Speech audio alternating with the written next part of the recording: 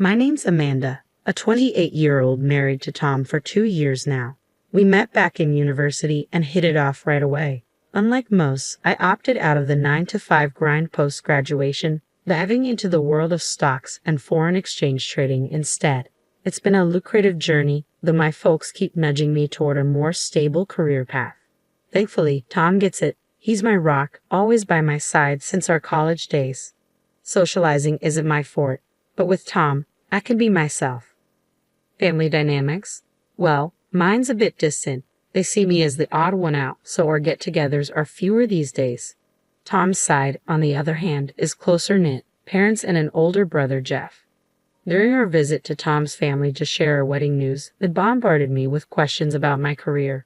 Every time, Tom was quick to defend me. Amanda's pursuing her passion, and that's what counts. Jeff, in particular, seemed fixated on my job, probing incessantly.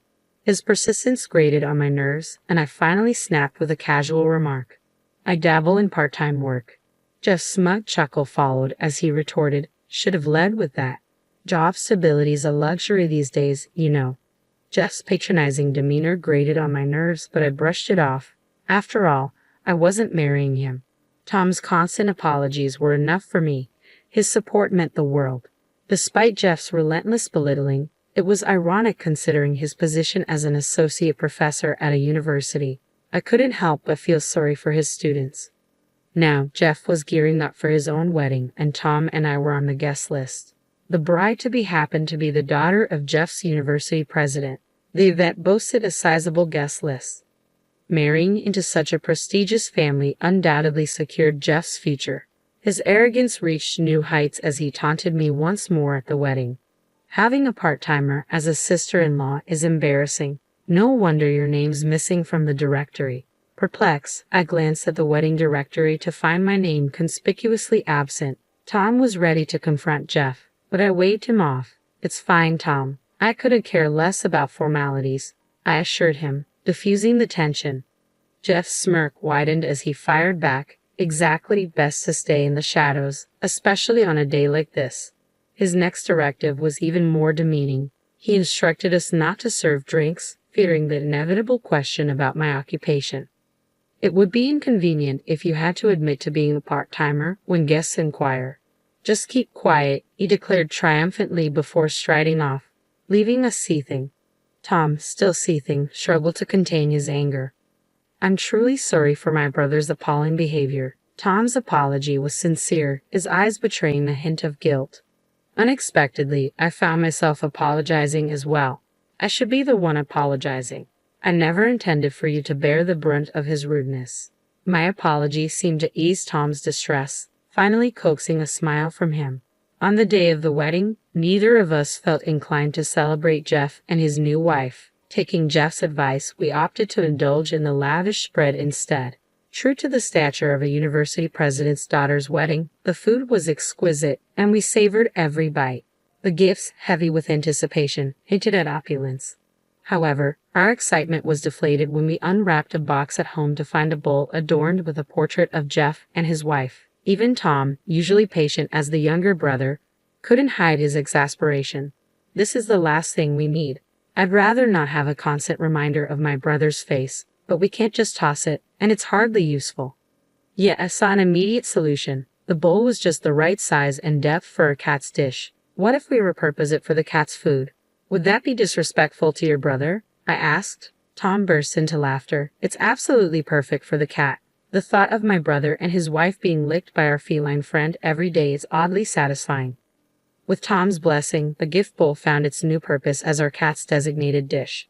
A month down the line, I found myself needing to make several visits to the university where Jeff now held a position. The thought of encountering him, particularly since he'd married into the university's upper echelons, filled me with dread. Yet I reasoned I'd be safe enough. The campus was vast, and my business lay in a separate department from his. However, luck was not on my side. Merely setting foot on campus, I collided with Jeff. His expression shifted from surprise to hostility upon spotting me. Hastily, I averted my gaze, hoping to slip by unnoticed. But Jeff had other plans. He stormed over, accusing, "What are you doing here?" "I'll have you arrested for trespassing." Jeff's booming voice attracted a swarm of curious students. In their presence, he launched into a tirade, mocking me openly. What's someone like you doing here? Scavenging for a free meal in the cafeteria. My shyness kept me silent, feeling Jeff's amusement. He turned to the eager audience of students, regaling them with tales of my supposed inadequacies. This woman, a perpetual part-timer, even with a college degree. Study hard, kids, or you'll end up like her. As laughter rippled through the crowd, I felt the sting of humiliation, on the verge of tears. Suddenly, a familiar voice cut through Jeff's ridicule from behind. I turned to find a reassuring sight. A professor I recognized. What's going on here? She's my guest, invited by my brother-in-law, he interjected. Jeff faltered momentarily, but quickly rebounded. Must be some mistake. She's just a part-timer, he insisted. However, another professor, arriving late to the scene and acquainted with me, set the record straight. No, she's not a part-timer. She's a research collaborator in the economics department. Despite the other professor's clarification, Jeff remained skeptical. His marriage into the university's upper echelon seemed to have inflated his ego, leading him to disregard even the senior faculty. Recognizing the futility of reasoning with Jeff, the professor who had invited me intervened, taking my hand and guiding me away from the confrontation. As we departed, the students scattered, sensing the tension. However, Jeff's irritation was palpable. He trailed after us, abruptly barging into the room. Despite the presence of numerous senior professors in the room, Jeff persisted in his derision. What's all this about? She's just a part-timer, isn't she? Clueless girl, stay out of the university's way, he sneered. His offensive remarks sent a ripple of discomfort through the senior faculty present. One of them hurriedly escorted Jeff out of the room, but not before he muttered a threat to Tom. Your career is toast. Unfazed by the consequences, Jeff seemed emboldened, secured his alliance with the university president. However, the president himself entered the room at that moment. Without hesitation, he offered me a sincere apology. I offer my sincerest apologies. Our associate professor's conduct was entirely inappropriate. Please accept my apologies on his behalf, the president expressed, his tone contrite. The other professors echoed his sentiments, expressing regret for the incident.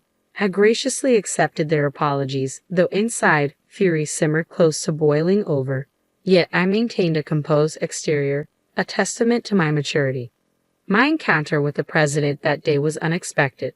I had been at the university conducting research with the economics department on financial engineering. This research involved validating the theories I utilized in my stock and forex investments. Ever since my university days, I've employed these theories in my financial endeavors, exchanging insights with a professor I connected with through social media. Recognizing the success of my investment strategies, the professor invited me to collaborate on research at the university. While the university had suggested I take on a lecture role multiple times, my discomfort with public speaking made it unfeasible. However, the research collaboration offered mutual benefits, prompting me to visit the university several times a month to validate our findings. It wasn't until Jeff's marriage that I realized we were at the same university. Glancing through the wedding guest list, I recognized the name, the bride's father, who happened to be the university president.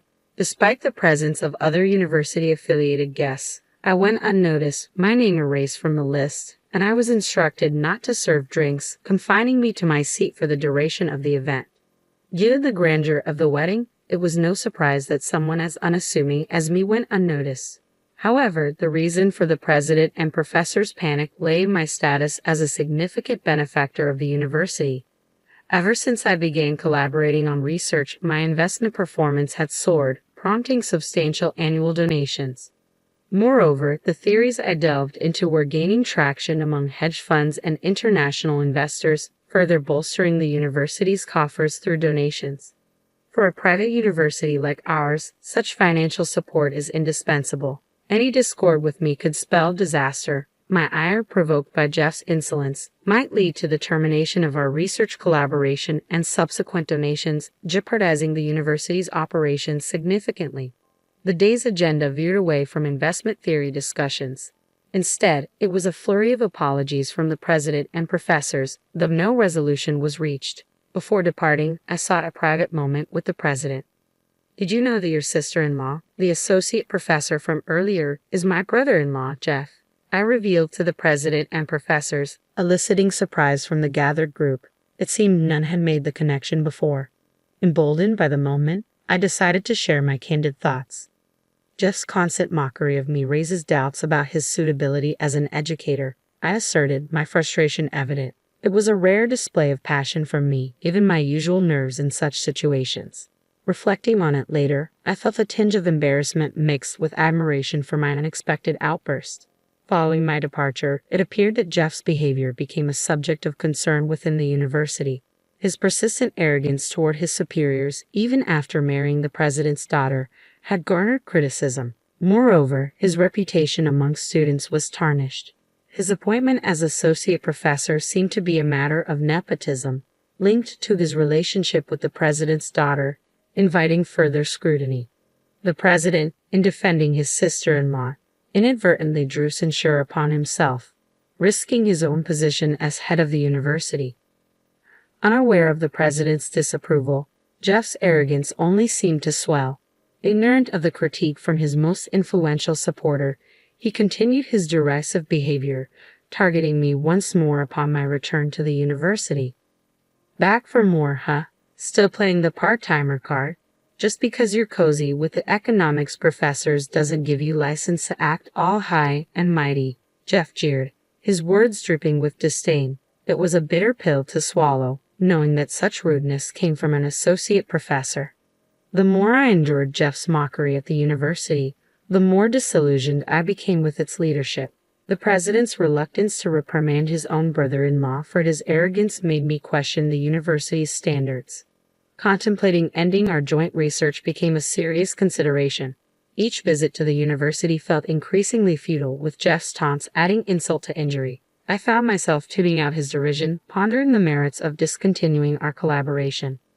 Lost in my thoughts, I barely registered Jeff's latest jibe until his voice boomed louder than ever. Hey, are you even listening? Or are you too dim-witted to follow a simple conversation? But before I could respond, a commanding voice cut through the air. Jeff, you are the fool, the president's voice thundered, echoing through the room. The president's arrival cast a hush over even the usually brash Jeff, freezing him in place like a statue. Witnessing his rare moment of stillness, I could have contained my laughter, bursting into a chuckle. Jeff's glare was swift, but it was swiftly extinguished by the president's cutting words. As of today, you are no longer affiliated with this university. Gather your things and leave immediately. Jeff seemed momentarily befuddled, his gaze fixed on the president's stern expression. Then, in a bizarre turn, he adopted a casual tone. Father-in-law, what's with the sudden theatrics? Are you trying to pull a fast one on me? The president's face flushed crimson with rage as he bellowed once more. You have no right to address me as your father-in-law. Furthermore, I demand you divorce my daughter. The mention of divorce caught me off guard, but before I could process it, a young woman and a man in formal attire entered the room. As my eyes met the woman's, a sense of familiarity washed over me. Glancing at Jeff, I noticed his stunned expression. It dawned on me, the woman standing before us was Jeff's wife. Yet her unexpected appearance left me puzzled as to why she had come. With a stern countenance, Jeff's wife began to speak deliberately. I noticed your odd behavior, so I had a lawyer investigate. They managed to obtain these photos. As she spoke, the man in the suit produced several photographs from a bag, displaying them before Jeff. Peering over Jeff's shoulder, I couldn't help but gasp at the sight of him arm in arm with an unfamiliar woman. Jeff appeared taken aback, mirroring my own astonishment.